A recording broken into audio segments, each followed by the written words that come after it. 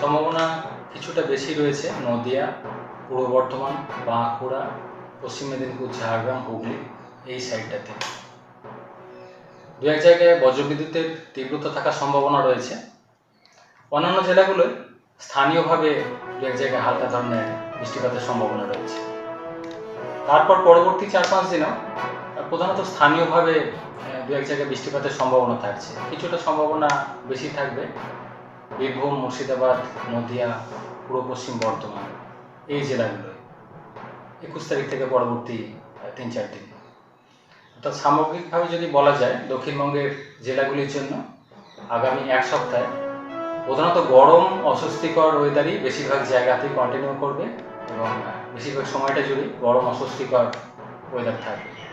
বৃষ্টিপাত দু একদিন থাকার সম্ভাবনা রয়েছে স্থানীয়ভাবে বা বিক্ষিপ্তভাবে, তবে সেটাও স্বল্পস্থায়ী।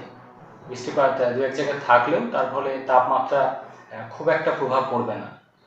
গরম অস্বস্তিকর যে কন্ডিশনটা চলছে এটা কন্টিনিউ করবে আগামী এক সপ্তাহ। মেনলি আর্দ্রতা বেশি থাকার কারণে অস্বস্তিটা বেশি রয়েছে, বিশেষ করে দক্ষিণবঙ্গের দক্ষিণের বা উপকূলের কাছাকাছি যে জেলাগুলো রয়েছে।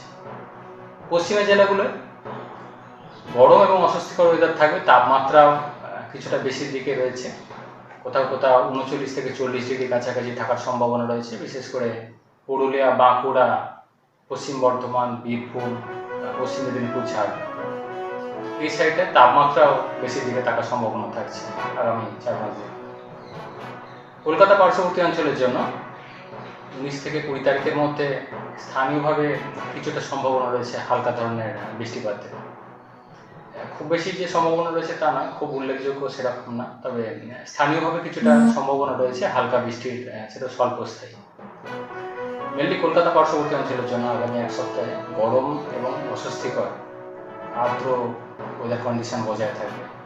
সর্বোচ্চ তাপমাত্রা প্রায় 36 ডিগ্রি কাছাকাছি থাকার সম্ভাবনা রয়েছে, কিন্তু আর্দ্রতা বেশি থাকার কারণে যথেষ্ট অস্বস্তিকর ওয়েদার কন্ডিশন থাকবে কলকাতা পার্শ্ববর্তী অঞ্চলের জন্য। বৃষ্টিপাত আগামী এক সপ্তাহের মধ্যে দু একদিন হয়তো বৃষ্টিপাতের সম্ভাবনা রয়েছে।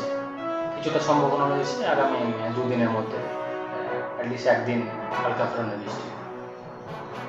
উত্তরবঙ্গের ক্ষেত্রে আজকের দিনটা অর্থাৎ 19 তারিখ বিক্ষিপ্তভাবে হালকা থেকে মাঝারি ধরনের বৃষ্টিপাতের সম্ভাবনা রয়েছে। 20 তারিখ থেকে বৃষ্টিপাত আবার একটু বাড়বে উত্তরবঙ্গের জন্য, বিশেষ করে উত্তরের জেলাগুলো অর্থাৎ দার্জিলিং, কালিম্পং, জলপাইগুড়ি, কোচবিহার, আলিপুরদুয়ার এই জেলাগুলো থেকে 20 তারিখ থেকে একটু বৃষ্টিপাত আবার বাড়তে শুরু করবে এবং 21 তারিখ থেকে 25 তারিখের মধ্যে এই উত্তরের জেলাগুলো দু এক জায়গায় ভারী বৃষ্টির সম্ভাবনা রয়েছে এবং বিশেষ করে জলপাইগুড়ি, আলিপুরদুয়ার এই জেলাগুলো দু এক জায়গায় ভারী থেকে অতি ভারী বৃষ্টিরও সম্ভাবনা থাকছে এই পিরিয়ডে। অন্যান্য জেলাগুলো অর্থাৎ মালদা, 2 দিনাজপুরে হালকা থেকে মাঝারি ধরনের বৃষ্টিপাত প্রধানত বিক্ষিপ্তভাবে থাকার সম্ভাবনা রয়েছে।